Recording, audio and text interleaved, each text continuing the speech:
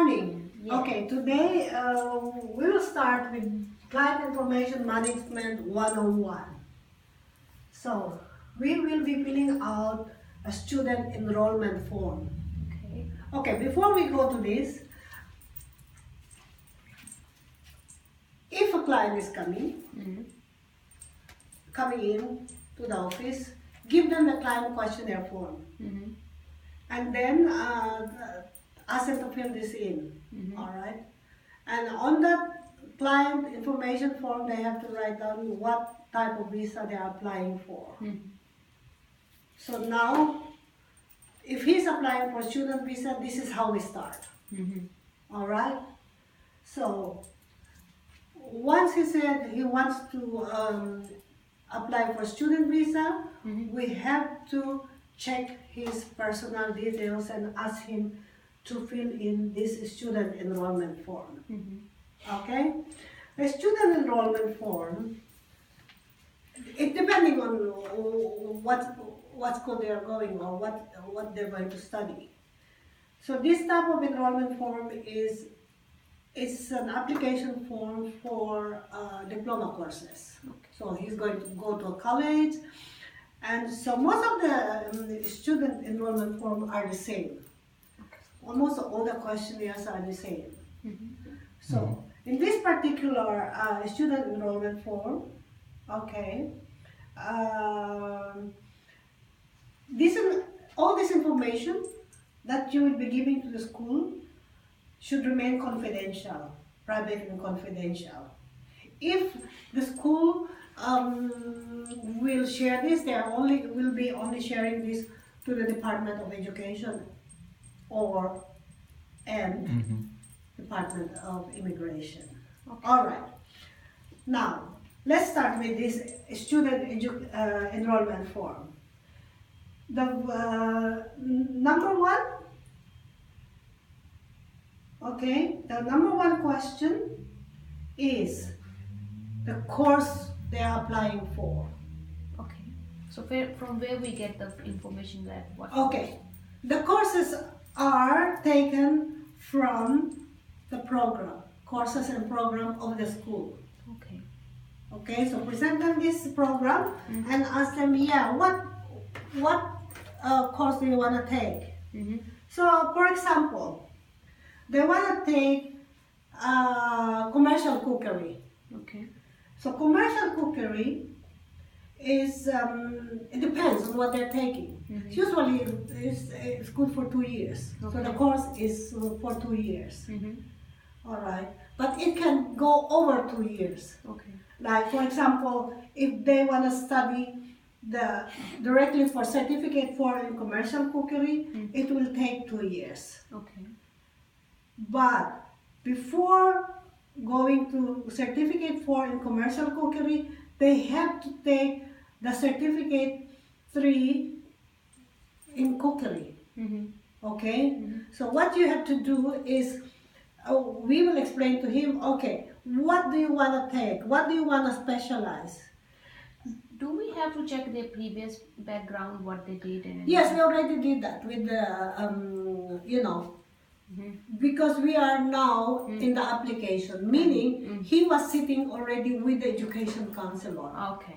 So he already checked all that. So we already know all the information. And we also got the information on his, what did I say before? The questionnaires. Okay. The client questionnaires. The client.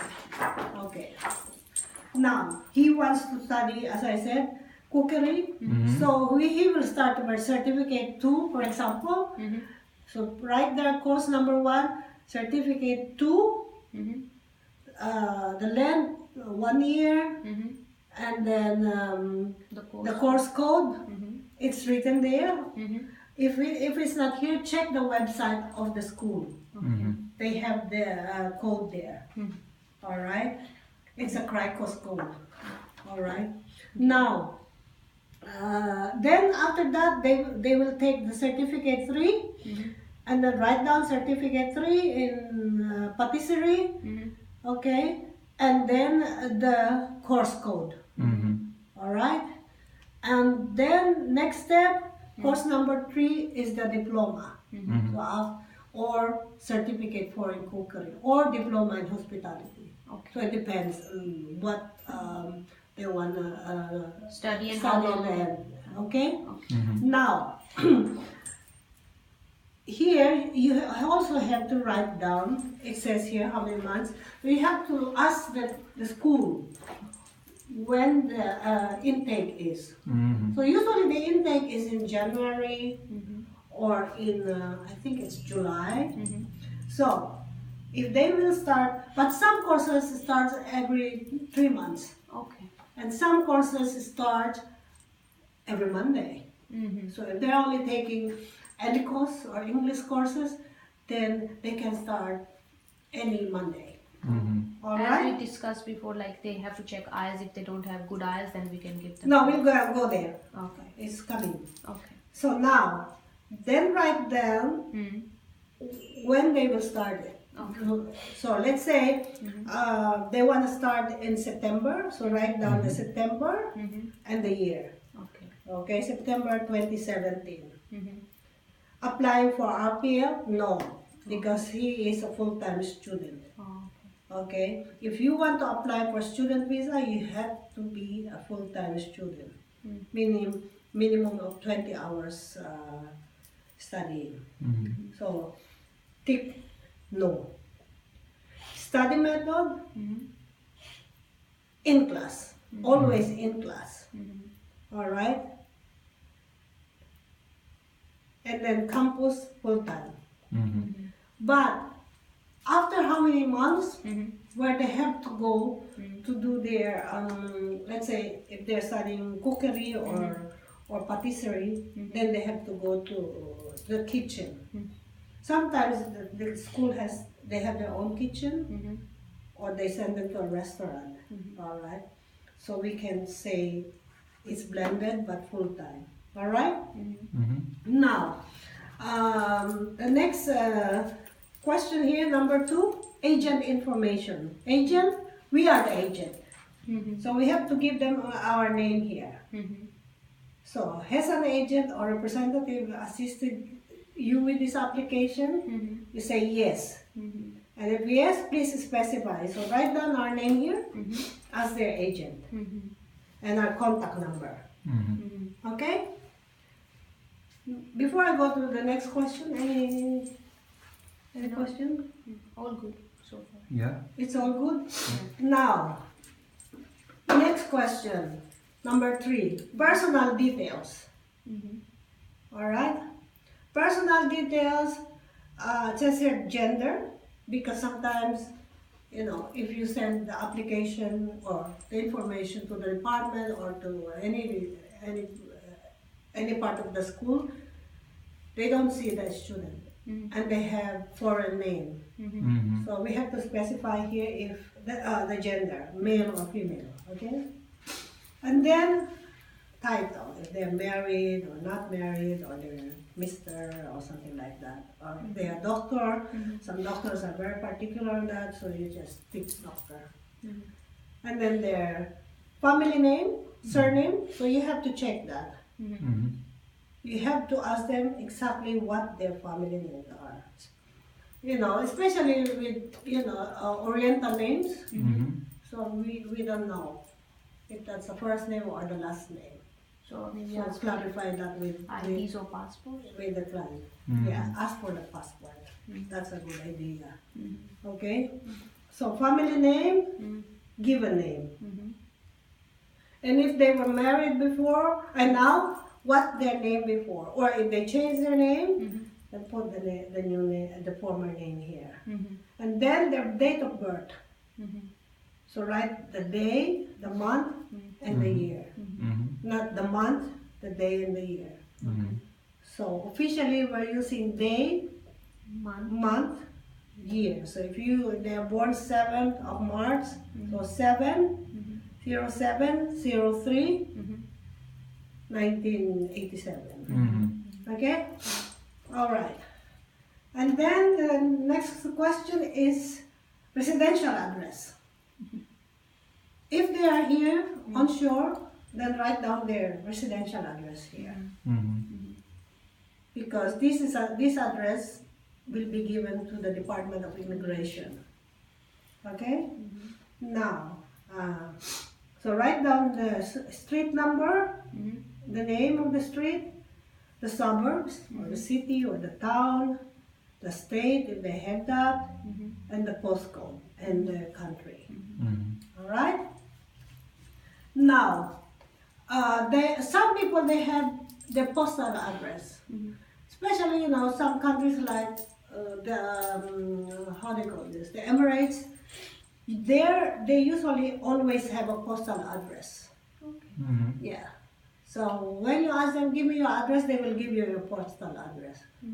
So ask them for residential address and their postal address. Okay.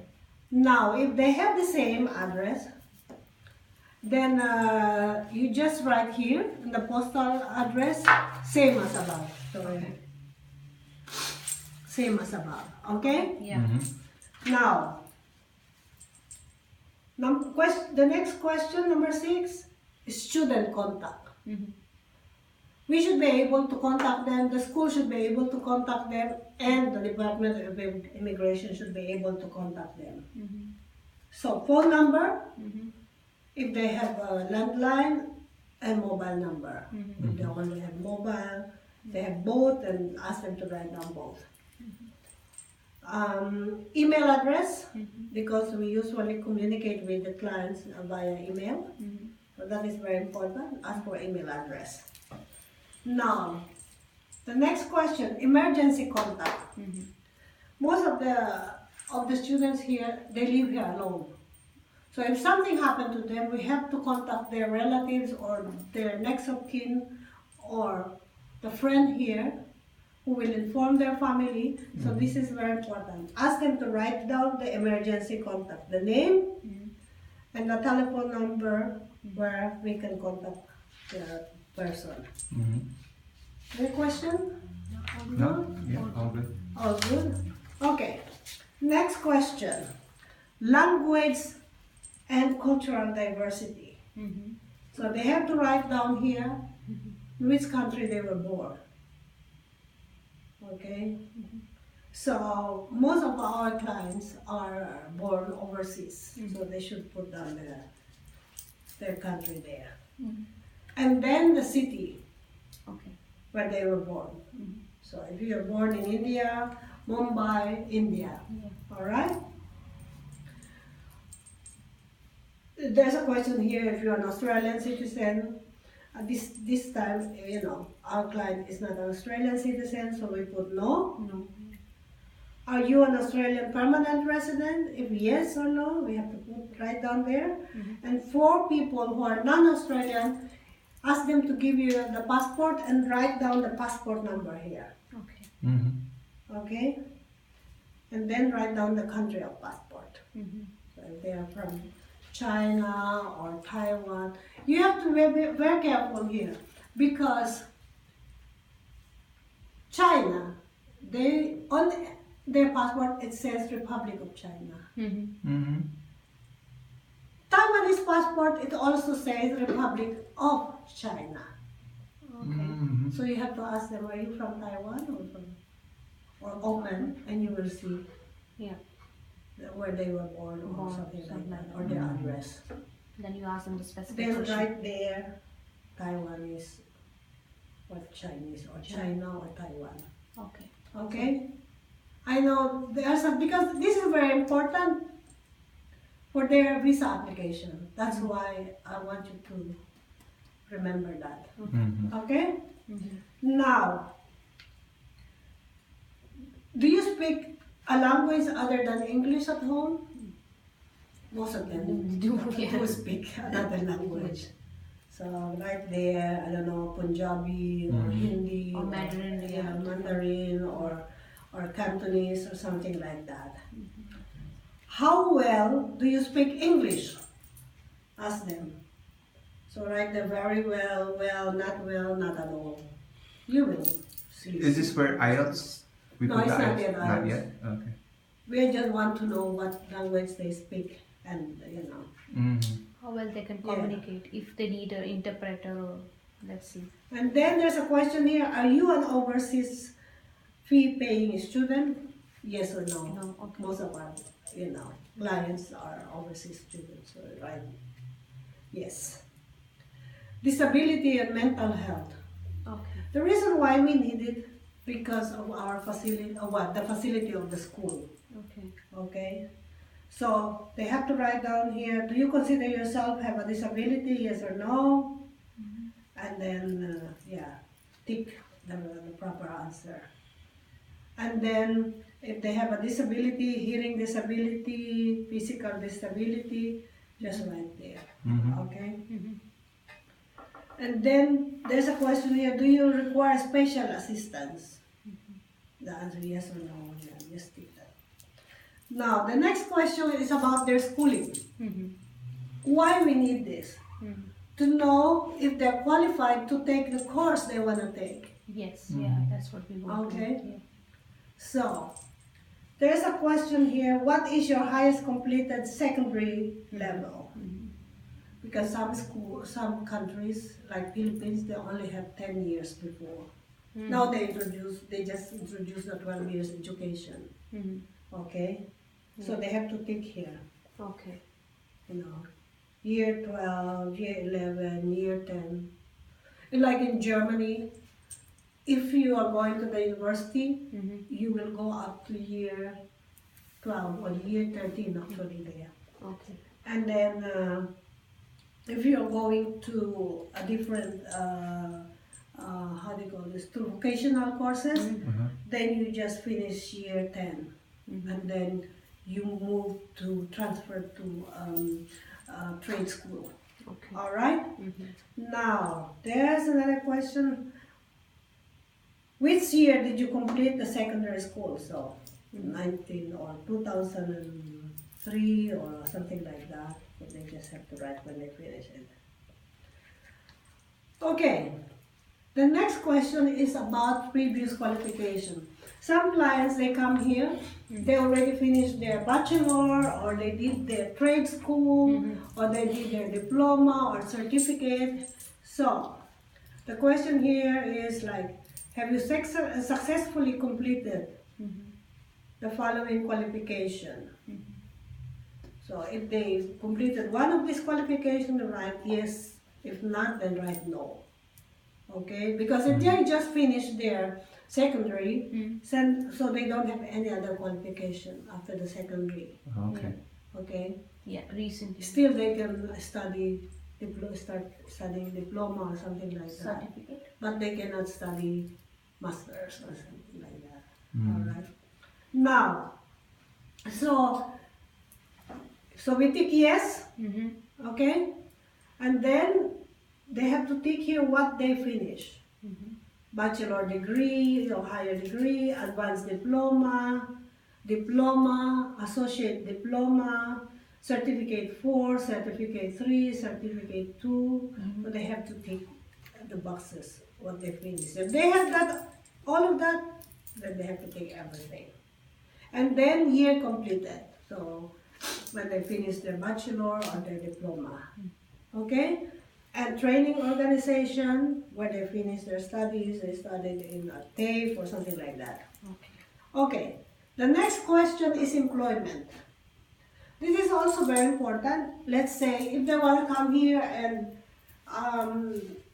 they already finished their studies long time ago, we want to know what they've been doing after finishing their qualification or their studies. So if they took up, if they were working, we have to write here what they've been doing, or if they've been working. The reason for this is for GTE. Okay. We want to see the gap. If they have a gap or not a gap, and the reason why there is a gap. Okay? If there's a gap, then we have to know the reason. Because we have to explain to the Department of Education why he has a gap. Yeah.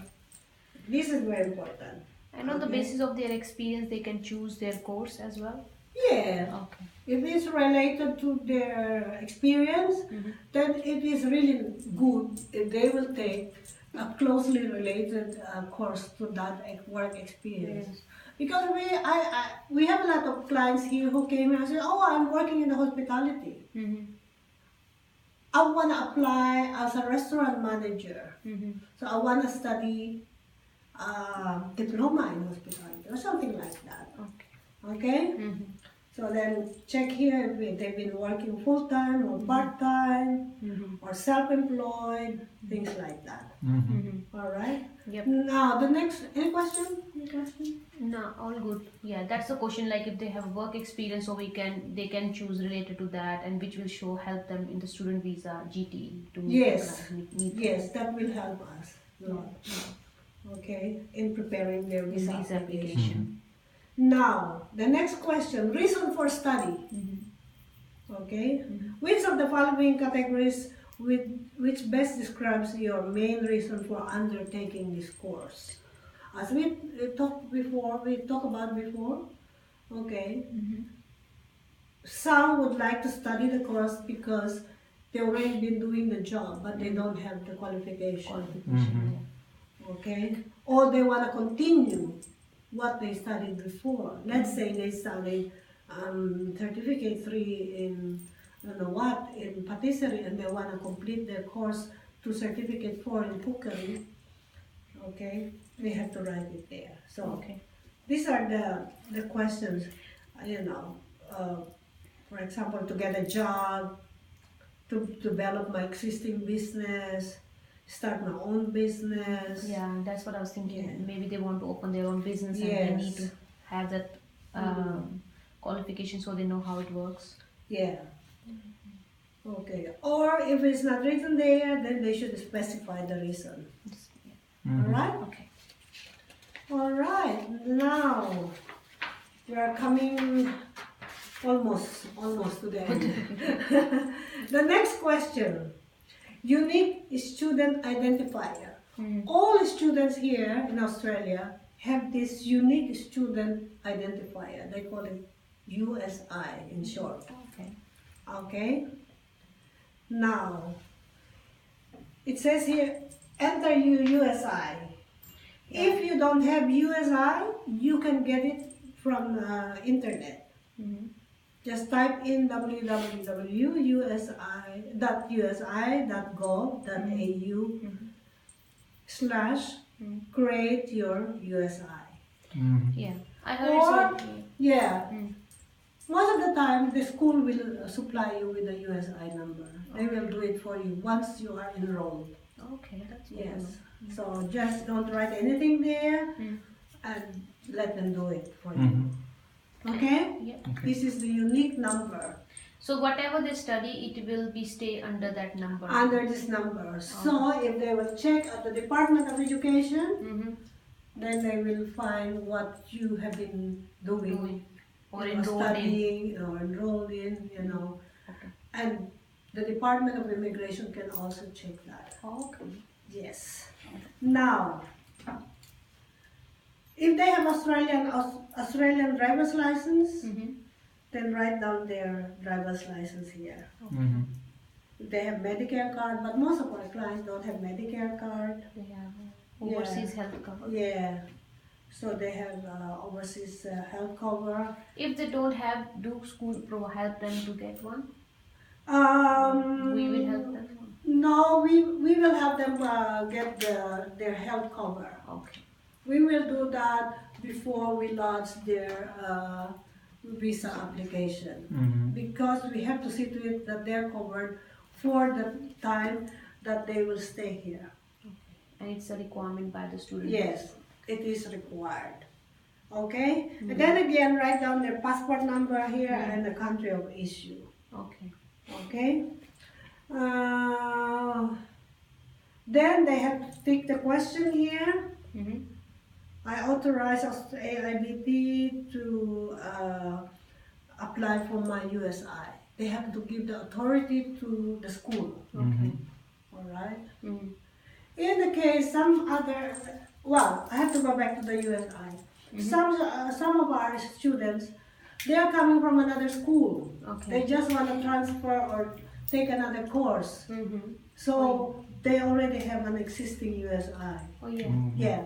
I forgot to tell you about that. So Then yeah, it's only for new students that they, they don't have a USI number, so we have to inform the school yeah. that they don't have a USI number, and the school will get their USI number. And of course, they have to authorize them. Okay, so they have to tick both of these. Yeah. All right, and then let them read the declaration properly. And ask them if they understand that, and if they don't understand, you explain that to them, okay? And then to finalize, ask them to sign. Okay. All right. So signature, print their name and the date. Okay. All right. And after that, we have a document checklist here. Okay. All right. That's good. So, because we cannot keep their original documents, ask them to make copies of the documents they're giving us, like their driver's license, passport, birth certificate, and things like that. Or their national IDs. Yes, their national IDs. And then ask them to have it certified by a justice of the peace, or or other registered migration agent or something like that. All right? Yeah. Now, for international students, as I told you before, we need a copy of the passport, and this is very important, evidence of English result. Yeah. We were talking. If English is not the first language. Okay. Okay? Yeah. So we need that. We need a copy or the evidence of, the result of their English. And the required result is 5.5. All right? So that question explains here that if they don't have that, then college will check that how long they have to do the English course. Yeah. No, that's another thing. Yeah. If they don't have The IELTS. the result of the IELTS and they're already here, they will go to the college and the college will check how well they speak English. That's good to know. They have their internal tests, and then the students or the applicant should enroll to English language course for minimum of 20 weeks. Oh. That is the requirement. It's a good one. Yeah. So that explains our question. Yes. And also, we need copies of their academic certificate and transcript. Okay. Because how would we know if he is telling the truth? Yeah. Oh yeah. So they have to present us with their academic records and transcript. Okay? For domestic students, we also need, but we don't have domestic students. And then after that, make a copy, scan the documents, and then upload them, including The student form. the student enrollment form, and email it to the school. Okay. Oh, okay. But I would suggest you make a follow-up. Okay. After sending the email, call the person in charge for the enrollment and tell them that you emailed them The documents. the documents for a new student. Okay. Everything is okay? You have any question? No, we all good. No? Did you understand everything Yes. So about this enrollment form?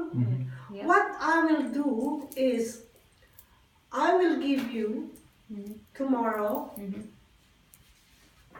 once a student comes in or a client comes in, I will ask you to sit down with the student.